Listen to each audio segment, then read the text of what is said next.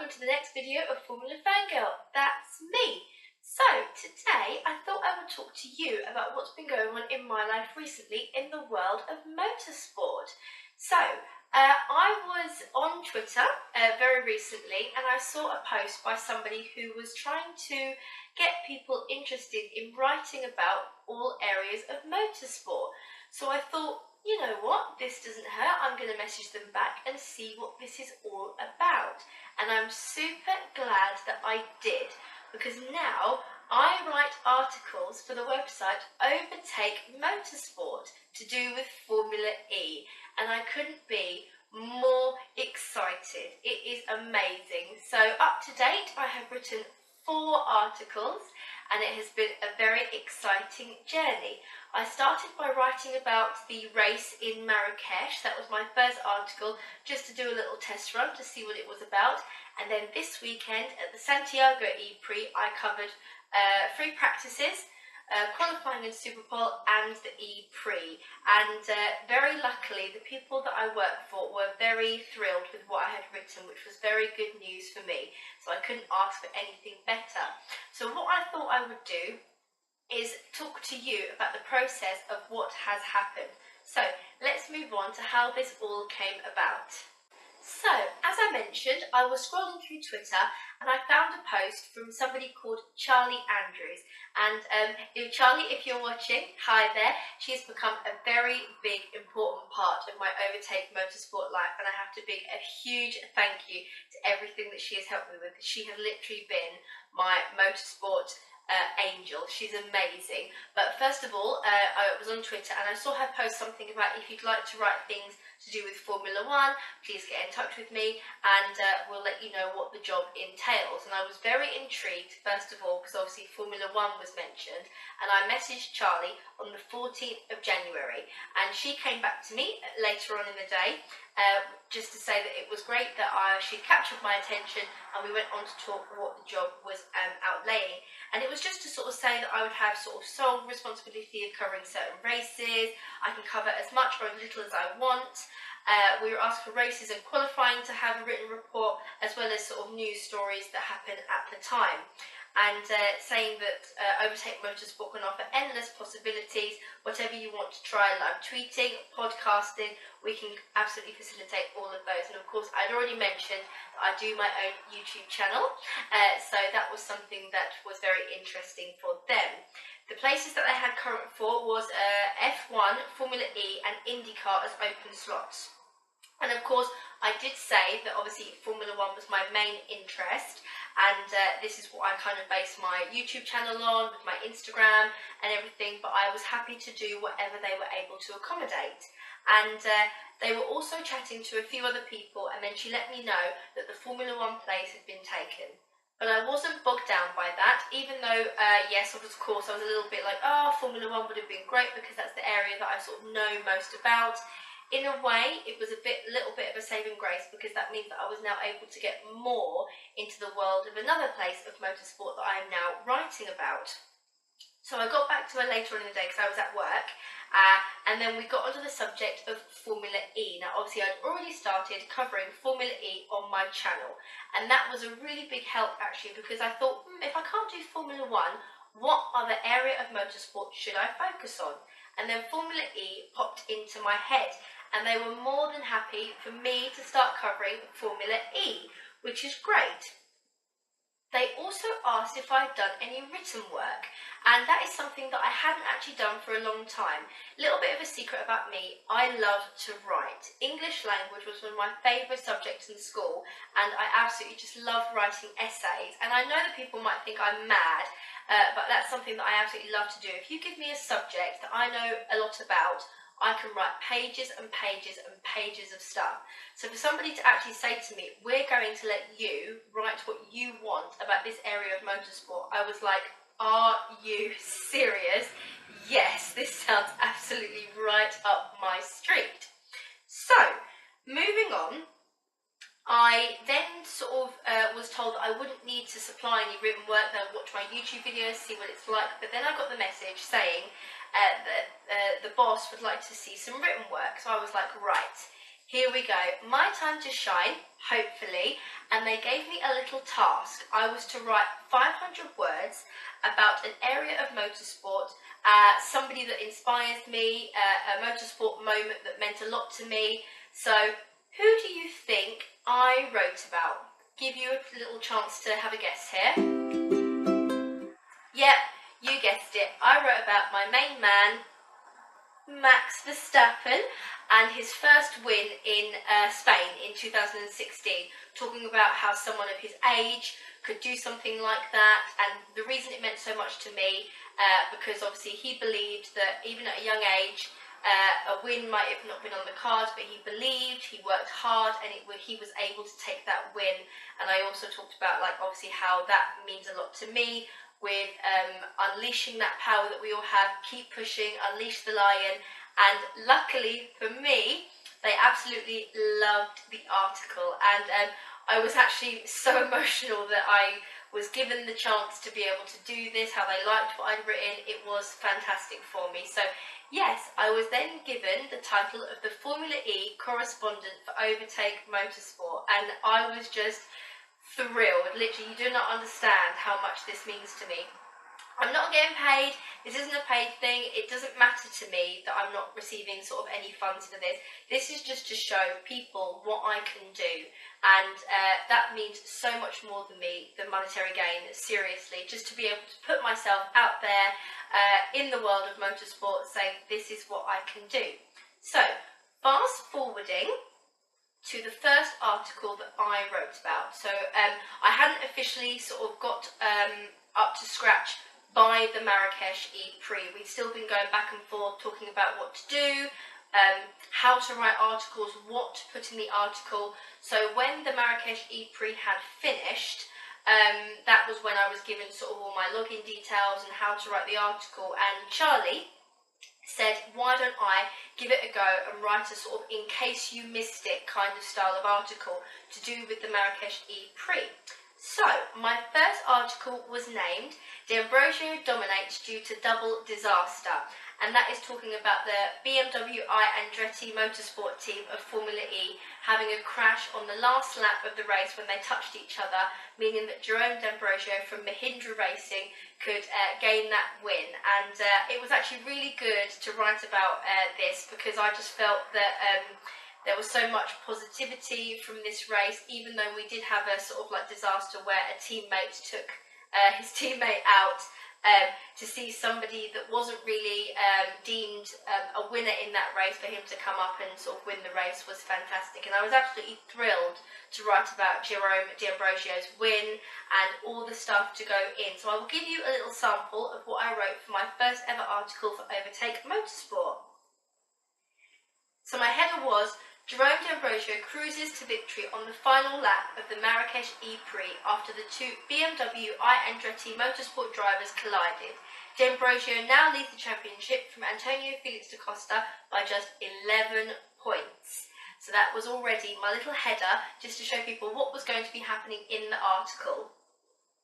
And then I went on to talk about how the two Envision Virgin Racing drivers were having a really fantastic sort of race, and they finished 2 and 3. They were 2nd and 3rd in the race, Sam Bird and Robin Freins. And I'm saying Freins for my friend Helena on Twitter. She had a little bit of a dig at me that people don't often say names properly with different nationalities and things, so I now know the proper way to say Robin Freins is Freins, not Fringe, as in fringe. So Helena, that is for you. And one of my favourite parts of the article was right towards the end, where it says, D'Ambrosio may have kept his cool in those final moments, but as soon as he crossed the finish line, he showed his delight by shouting his feelings over the radio. I love Mahindra! Finishing the podium was Bird and Freins, winning double points for the Envision Racing team. It was so lovely to hear how passionate Jerome D'Ambrosio was over the radio. His team boss, Dilbag Gill, was literally sitting there, thumping his chest, waiting to see when Jerome crossed that line. And when he did, the whole Mahindra Racing garage just went mad. So for them to get these points meant so much to them. And then obviously I put at the end of my article, we will have to see how things shape up in Santiago de Chile for the E-Prix on Saturday 26th of January. Make sure to check out Overtake Motorsport for all the latest action and results.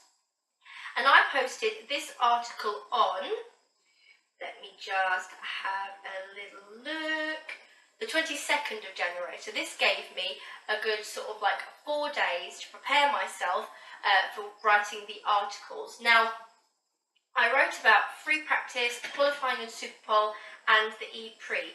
Free practice wasn't a necessity to write about, but I really wanted to show how passionate I was and how sort of from the get-go I wanted to be like, yeah, this is what I can do. So, fast forwarding to yesterday, Saturday, that was a really good day for me. So I was kind of like in front of the telly for the entire day, which might sound like a really good day, but I wasn't relaxed in the slightest. I was relaxed, I can't say that I wasn't relaxed, but I was literally poised at the TV with my notebook, ready to take notes of what was happening in the race. And luckily for me, I think I've managed to gain sort of like fast note-taking / sort of typing skills from my mum, who's a secretary. So thank you, mum. Great skills from you. And I was like literally taking notes as soon as I saw them.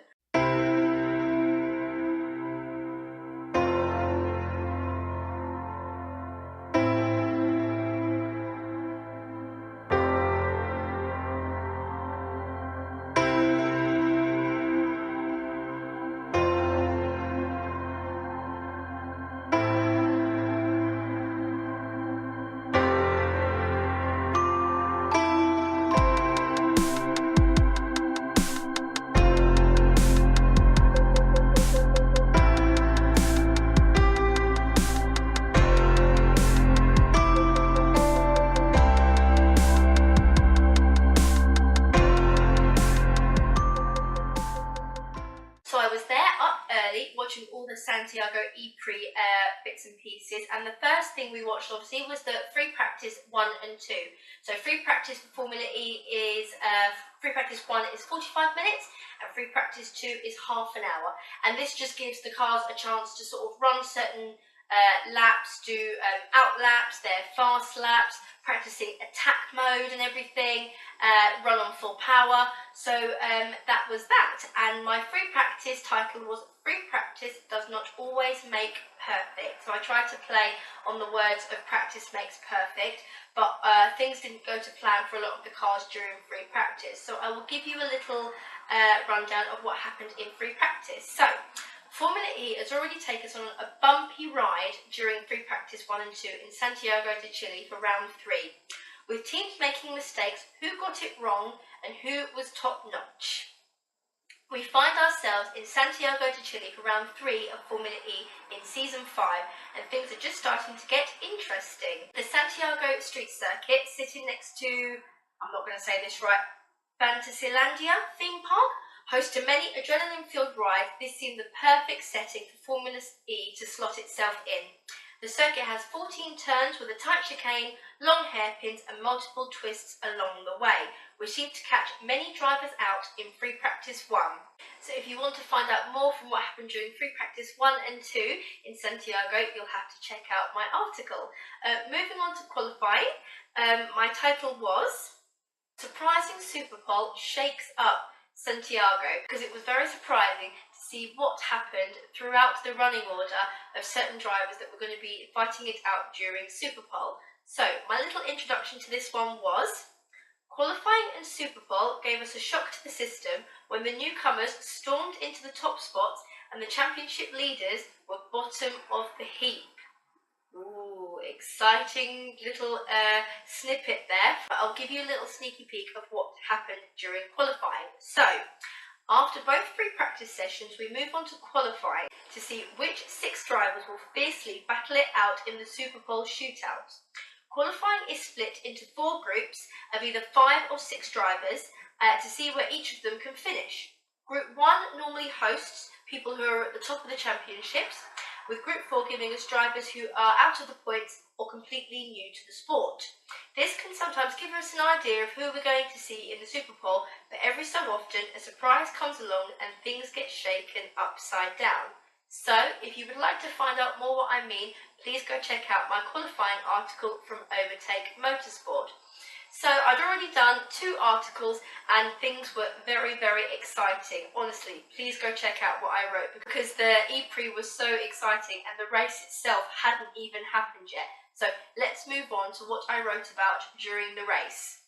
So if you are actually interested in what happened during the race and you want to watch it on the television before you find out who won, do not listen to what I'm about to say. Spoiler alert. I say again, I'm about to reveal who won the race because he was in the title of my next article. So, final warning, I'm about to release a spoiler. Okay? Are we all here? Alright, so the title of my article was Bird Envisions a Flying Victory. So yes, Sam Bird was our winner in Santiago, and the reason we put envisions is because he is from the Envision Virgin Racing team. So it was a play on words, and I'm very proud of myself. I know I shouldn't blow my own trumpet, but I do come up with really good titles, and I definitely got that skill from my dad. He's a bit of a poet who definitely knows it, and I seem to have picked up the skill of good plays on words. So thank you, parents. I'm pretty good with the life skills that I've been given here. But yeah, so it was Sam Bird who took the win. And my little snippet from this one was, in the hottest race in Formula E history, Sam Bird managed to keep his cool as he wins for the Envision Virgin Racing team in Santiago. Through many penalties within the race, Bird is now second in the championship, only 1 point behind Jerome D'Ambrosio. 1 point separates the championship leaders 1 and 2. Oh my goodness.